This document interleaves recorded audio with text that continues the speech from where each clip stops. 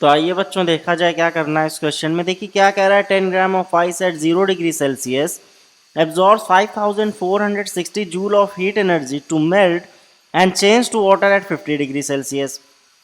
कह रहा है कि 10 ग्राम आइस है, मतलब आइस है, बर्फ है, उसका मास 10 ग्राम है, 10 ग्राम बर्फ है जो कि 0 डिग्री सेल्सियस पे है।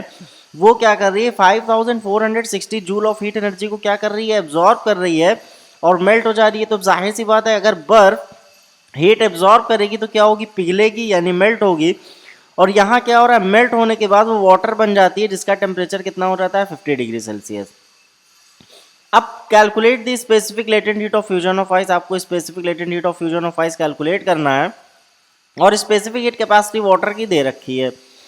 तो क्या कह रहा है, एक बार फिर से समझ लीजिए। 10 ग्राम बर्फ है जिसका टेम्परेचर 0 डिग्री सेल्सियस है, वो इतना हीट एनर्जी एब्जॉर्ब करती है और मेल्ट हो जाती है यानी वाटर बन जाती है। उसका टेम्परेचर कितना हो जाता है, 50 डिग्री सेल्सियस। आपको specific latent heat of fusion of ice बताना है और स्पेसिफिक हीट कैपेसिटी वाटर की दे रखा है। तो specific latent heat of fusion of ice का मतलब कैपिटल एल कैलकुलेट करना, ये आपको बताना है। तो specific latent heat of fusion of ice होती क्या है, पहले हम लोग इसको थोड़ा सा समझ लेते हैं। मतलब लेटेंट हीट क्या है, स्पेसिफिक लेटेंट हीट क्या है और specific latent heat of fusion of ice क्या होता है, ये तीन चीज़ हम लोग थोड़ा सा इसको क्या करते हैं, समझ लेते हैं।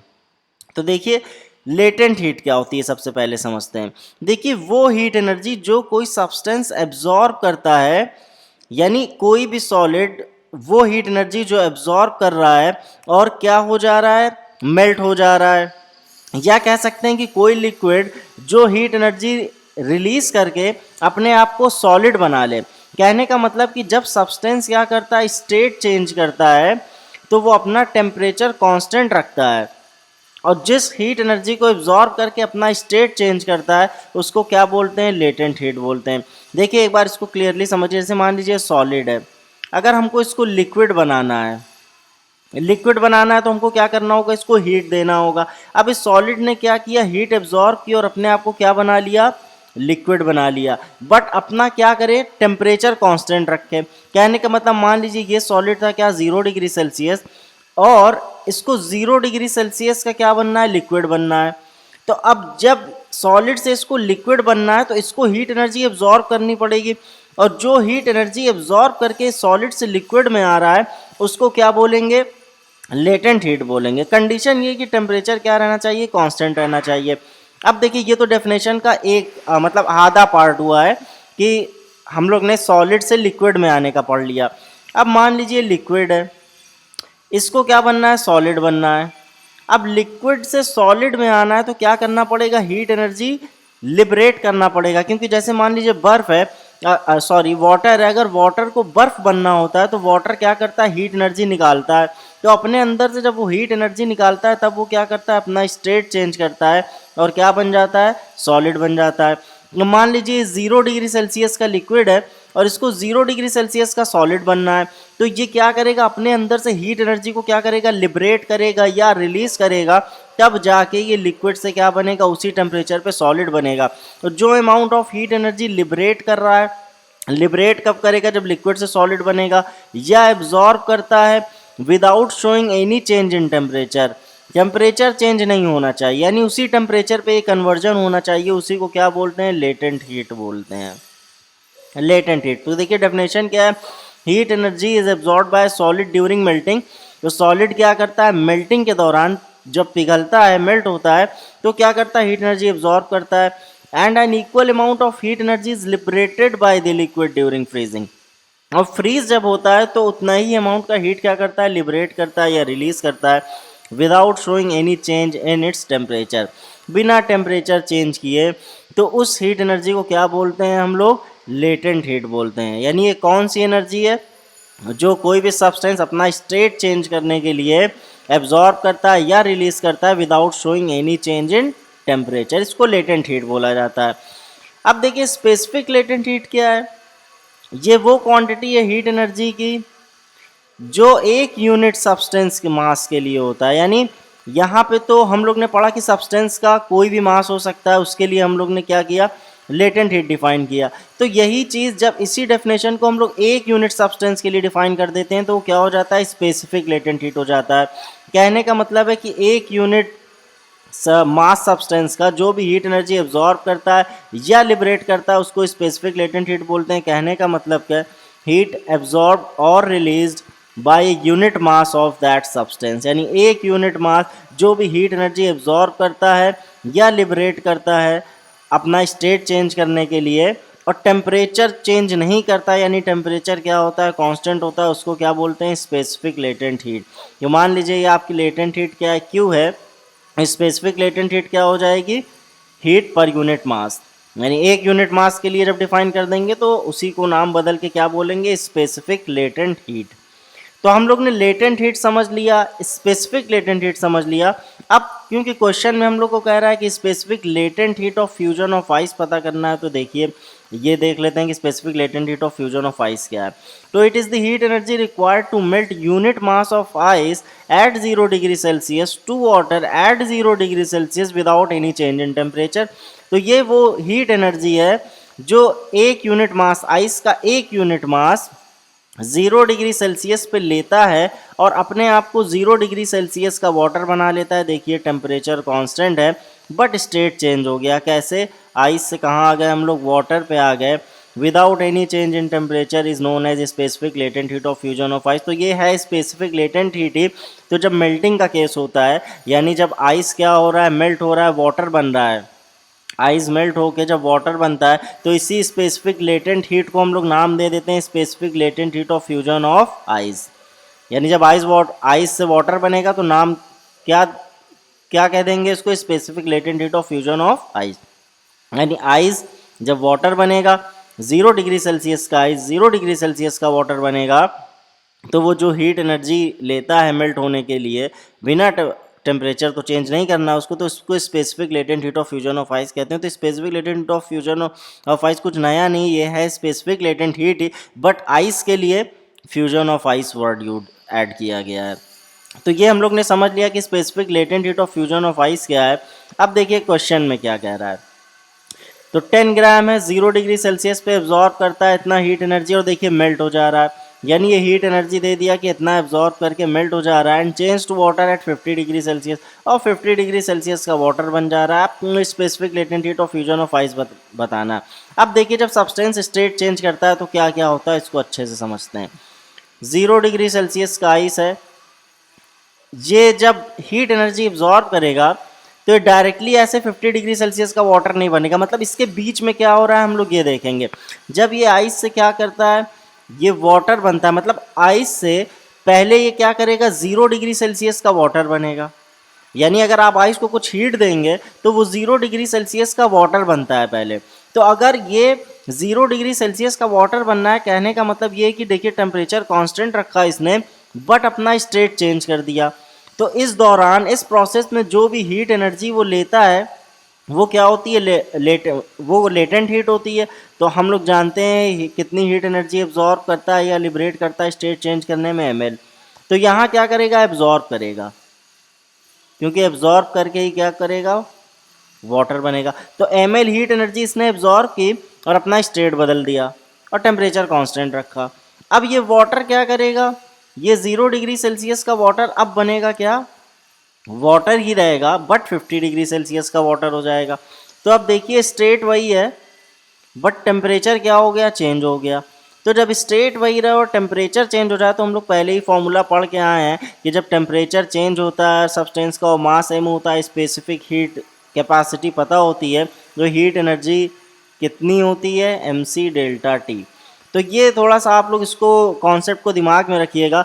जब स्टेट चेंज हो जाए और टेम्परेचर वही रहे तो ml हीट एनर्जी एब्जॉर्ब या लिबरेट होती है, और जब टेम्परेचर चेंज हो रहा है और स्टेट वही है तो mc delta t heat energy absorb या लिबरेट होती है।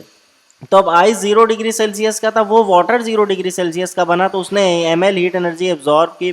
फिर 0 डिग्री सेल्सियस का वाटर 50 डिग्री सेल्सियस का वाटर बना, तो इसने mc delta t heat energy को क्या किया, एब्जॉर्ब किया। तो कॉन्सेप्ट ये है कि स्टेट बदल रहा है, टेम्परेचर कांस्टेंट है, तो ml हीट एनर्जी लेगा या देगा, और अगर स्टेट वही है टेम्परेचर बदल रहा है तो mc delta t heat energy absorb करेगा या लिबरेट करेगा।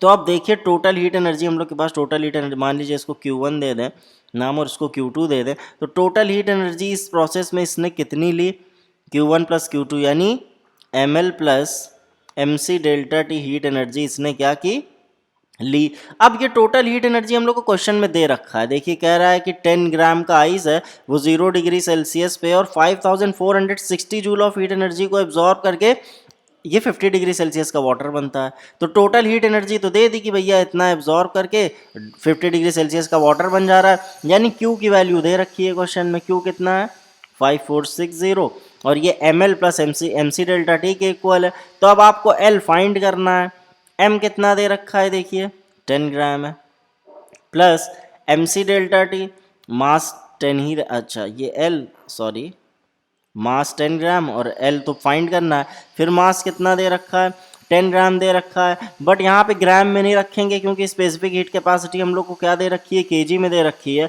तो यहाँ हम लोग जब मास लिखेंगे तो वो किस यूनिट में लिखेंगे, केजी में लिखेंगे। तो 10 ग्राम को जब केजी में चेंज करेंगे तो कितना हो जाएगा 0.01 और स्पेसिफिक हीट कैपेसिटी कितनी है 4200 और राइज इन टेम्परेचर कितना हो रहा है देखिए 0 डिग्री सेल्सियस से 50 डिग्री सेल्सियस, तो कितना हो गया ये 50 हो गया। तो यहाँ पे ध्यान रखना है, देखिए यहाँ पे ग्राम में इसलिए रख दिया क्योंकि लेटेंट हीट अगर हमको मिलेगी तो जूल पर ग्राम में मिल जाएगी, लेकिन यहाँ पे केजी में इसलिए रखा क्योंकि स्पेसिफिक हीट कैपेसिटी किस में दे रखी है केजी में दे रखी है। अगर स्पेसिफिक हीट कैपेसिटी भी ग्राम में दे रखी होती है तो हम लोग यहाँ पे भी मास को क्या करते ग्राम में रखते, और यहाँ पे भी केजी में रख सकते हैं मास को, लेकिन जब केजी में रखेंगे तो आंसर हम लोग का किस में आएगा जूल पर केजी में आएगा। तो ये ध्यान रखिएगा अगर यहाँ ग्राम में रख रहे हैं तो यहाँ भी ग्राम में तभी रख सकते थे जब स्पेसिफिक हीट कैपेसिटी ग्राम में होती, या तो स्पेसिफिक हीट कैपेसिटी को ग्राम में रखिए। तो अब इसको सॉल्व कर लेंगे और एल की वैल्यू निकाल लेंगे, बहुत आसान हो गया है क्वेश्चन, कुछ था ही नहीं, बस थोड़ा सा कॉन्सेप्ट था। तो 10L प्लस, तो देखिए 100 है इसके पास और इधर मल्टीप्लाई हो जाएगा तो ख़त्म हो जाएगा, 42 इंटू 5 बचेगा और इसको थोड़ा सा हम लोग इधर सॉल्व कर लेते हैं। 5460 10L 2 5 ज़ा 10 2 4 ज़ा 8 में 1 9 कितना एक अच्छे से कर लेते हैं, जितना हो जाएगा 5 2 ज़ा 10 और 5 4 ज़ा 20 2 1 सॉरी, तो 2100 आएगा और तो कितना हो जाएगा 5460 minus 2100 is equals to 10L। तो इसको सब्ट्रैक्ट करेंगे 0 फिर 6 3 3 इज इक्वल्स टू 10L, तो L कितना हो जाएगा 3360 अपॉन 10 0 तो 336। अब ये हमारी किस में आएगी लेटेंट हीट जूल पर ग्राम में।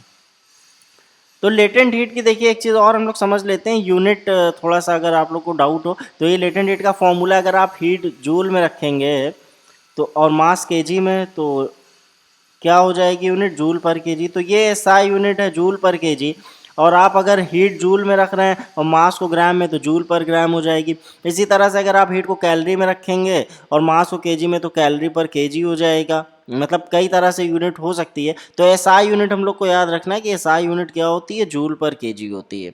बाकी दूसरी यूनिट्स हैं, अब कैलोरी पर ग्राम भी होती है यूनिट और किलो कैलोरी पर किलोग्राम होता है, तो जैसे पूछेगा वैसे हम लोग कन्वर्ट कर लेंगे। तो एसआई यूनिट याद रखना है आपको, जूल पर केजी यूनिट निकालना आसान है, फॉर्मूले में बस यूनिट्स रख दीजिए, इसकी जूल थी और इस मास केजी में जूल पर केजी। तो यहाँ हम लोग का आंसर किस में आया जूल पर ग्राम में, हम लोग ने मास को यहाँ पे किस में रखा था ग्राम में, केजी में रखते तो जूल पर केजी आता। तो ऐसे भी आप कर सकते हैं। अब आइए अगला क्वेश्चन देखते हैं क्या कह रहा है, how much heat energy is released when 5 gram of water at 20 degree Celsius changes into as at 0 degree Celsius. अब देखिए यहाँ पे थोड़ा सा उसके उल्टा है क्वेश्चन, मतलब वहाँ पे स्टेट कैसे चेंज हो रहा था, सॉलिड से लिक्विड में आ रहे थे, अब यहाँ पे क्या होगा लिक्विड से सॉलिड में आएंगे। क्यों कैसे, देखिए वाटर किस में चेंज हो रहा है आइस में, तो इसका मतलब लिक्विड से सॉलिड में आ रहे हैं, तो लिक्विड से सॉलिड में आएंगे तो जाहिर सी बात एनर्जी रिलीज करके ही आएंगे, क्योंकि लिक्विड अपने अंदर से मतलब बर्फ़ अगर अपने अंदर से हीट निकालेगा, सॉरी वाटर अपने अंदर से हीट निकालेगा तभी तो बर्फ़ बनेगा। तो बहुत आसान क्वेश्चन है। अब थोड़ा सा हम लोग देख लेते हैं यहाँ प्रोसेस कैसी हो रही है। देखिए 20 डिग्री सेल्सियस का वाटर है, ये 20 डिग्री सेल्सियस का वाटर है, तो जब ये हीट एनर्जी निकालेगा तो पहले क्या बनेगा, ये 0 डिग्री सेल्सियस का वाटर, पहले 0 डिग्री सेल्सियस का वाटर बनेगा। तो इस दौरान ये कितनी हीट एनर्जी निकालेगा हम लोग को ये समझना है। तो कह रहा है ना, देखिए 5 ग्राम का वाटर है, 20 डिग्री सेल्सियस का मतलब 20 डिग्री सेल्सियस पे वो बर्फ बन रहा है 0 डिग्री सेल्सियस की, तो कितनी हीट एनर्जी ये निकालेगा यहाँ से यहाँ तक आने में। अब यहाँ से यहाँ तक आने में देखिए इसको समझिएगा कि स्टेट वही है और टेम्परेचर चेंज हो रहा है, और जब स्टेट वही रहे टेम्परेचर चेंज हो तो हीट एनर्जी एब्जॉर्ब या रिलीज कितनी होती है, mc डेल्टा टी। तो डेल्टा टी से समझ जाइए कि चेंज इन टेम्परेचर की बात आ रही है। जब चेंज इन टेम्परेचर की बात आएगी तो mc डेल्टा टी का कॉन्सेप्ट आएगा। तो इतनी हीट एनर्जी इसने बाहर करके अपने आप को क्या किया, 0 डिग्री सेल्सियस का वाटर बनाया। लेकिन क्वेश्चन कह रहा है कि इसको 0 डिग्री सेल्सियस का आइस बनना है, तो ये 0 डिग्री सेल्सियस का वाटर क्या करेगा, अब आइस बनेगा कितना, 0 डिग्री सेल्सियस का। तो जब ये 0 डिग्री सेल्सियस का आइस बनेगा तो फिर हीट एनर्जी क्या करेगा, बाहर करेगा। तो इस दौरान अब देखिए स्टेट बदल गया, और स्टेट बदल गया बट टेम्परेचर क्या रहा, कांस्टेंट रहा। तो जब स्टेट बदल जाए और टेम्परेचर कांस्टेंट रहे तो इस केस में हीट एब्जॉर्ब या रिलीज कितनी होती है, ml। बट यहाँ क्या होगी, रिलीज होगी, क्योंकि वाटर से आइस में आ रहा है तो हीट एनर्जी निकाल के ही आएगा। तो देखिए टोटल हीट क्या हो गई, टोटल हीट क्या हो गई, Q1 प्लस Q2, और Q1 हमारा मान लीजिए mc डेल्टा टी है और Q2 क्या है हमारा ml है। अब यही टोटल हीट एनर्जी आपको कैलकुलेट करना है, सारी वैल्यूज़ दे रखी हैं। तो क्या हो जाएगा, देखिए मास ग्राम में है, तो और बाकी सारी चीज़ें भी देखिए, स्पेसिफिक हीट भी ग्राम में है और latent heat of fusion of ice भी ग्राम में है। तो यहाँ पे सब चीज़ें ग्राम में है, तो हम लोग मास को भी ग्राम में लिख सकते हैं। तो 5 gram specific heat capacity water की, यहाँ पे दो स्पेसिफिक हीट कैपेसिटी वाटर की, और चेंज इन टेम्परेचर कितना है, देखिए 20 डिग्री सेल्सियस से 0 हो रहा है तो चेंज इन टेम्परेचर 20 डिग्री का आ गया। फिर मास कितना है 5 है, और specific latent heat of fusion of ice कितना है 336 जूल पर ग्राम। और ये पिछले क्वेश्चन में हम लोग निकाल के आए थे। तो ये आप याद भी रख सकते हैं कि specific latent heat of fusion of ice होता है कितना है 336 जूल पर ग्राम। तो ये याद भी रख सकते हैं और पिछले क्वेश्चन में हम लोग ने निकाला भी है। तो इन केस अगर एग्ज़ाम में नहीं भी दिया तो आपको याद रहेगा। तो अब 5 इंटू ये 10 इधर मल्टीप्लाई हो जाएगा, तो ये क्या बन जाएगा 42 इंटू 2, और इसको मल्टीप्लाई कर लेते हैं तो कितना हो जाएगा, देखिए 336, 5 6 30, 5 3 15, 18, 5 3 15, 1680। ये कितना हो गया 1680, 5 2 10 इंटू 40 प्लस 1680, ये कितना हो जाएगा 420 प्लस 1680, जो 4200, 8 और 2 10, 6 4 10 11, 2100। देखिए 2100 जूल ऑफ हीट एनर्जी ये क्या करेगा, रिलीज करेगा। यानी 5 ग्राम का पानी, 5 ग्राम वाटर है जो कि 20 डिग्री सेल्सियस पे है, अगर उसको 0 डिग्री सेल्सियस का बर्फ बनना है तो उसको 2100 जूल ऑफ हीट एनर्जी क्या करना पड़ेगा, लिबरेट करना पड़ेगा, रिलीज करना पड़ेगा, तभी वो जाके क्या कर पाएगा, अपने आप को बर्फ बना पाएगा 0 डिग्री सेल्सियस की।